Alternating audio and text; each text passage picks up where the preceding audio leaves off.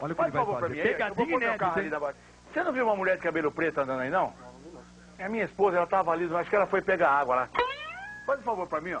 Segura essa flor daquele, tá vendo aquele túmulo branco ali, ó? Sim. É o de trás ali, ela tá lá. Fala que eu fui estacionar o carro, já vem, tá? É... O nome dela? Hã? O nome dela é Filomena. Filomena. Isso. Que eu vou estacionar o carro Olha lá, o que tá bom? vai acontecer. Presta atenção.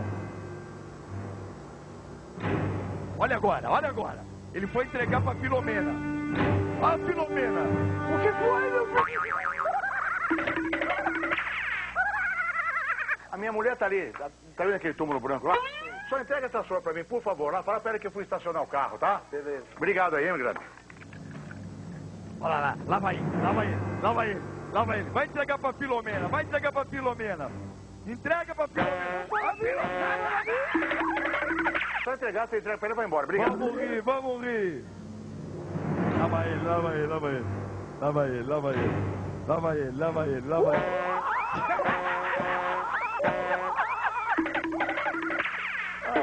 Que maravilha, muito A minha mulher bom. tá me esperando ali dentro, que eu fui comprar flor, e apareceu uma vaga aqui pra estacionar o carro, que meu carro tá lá embaixo. Vai lá. Você entrega essa flor pra mim rapidinho lá, que eu Faz vou... a flor Faz pra favor pra ele, mim. vai. Ajuda. Só entrar aqui, ó, tá à direita ali, tá bom? Fala que eu já volto, fala que eu já volto. Obrigado, viu? Vai lá, bicho, cuidado, meu irmão, cuidado, meu irmão. Cuidado que a Filomena quer... A Filomena é um fantasma. Legal, mandou entregar isso. O meu marido sempre gentil. Há 20 anos que eu morri e ele não esquece de mim.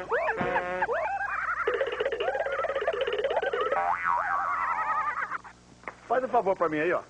É que meu carro tá lá embaixo, apareceu uma vaga ali, tá vendo? A minha mulher tá ali, ó, dá uma olhada lá. Tá lá no túmulo ali, ó. Leva ali pra ela isso aqui pra mim.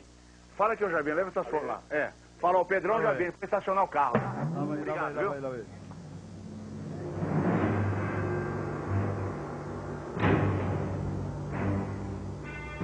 Meu marido sempre gentil. Há 20 anos que eu morri e ele não esquece de mim. Ó o bebo, ó o bebo, ó o bebo.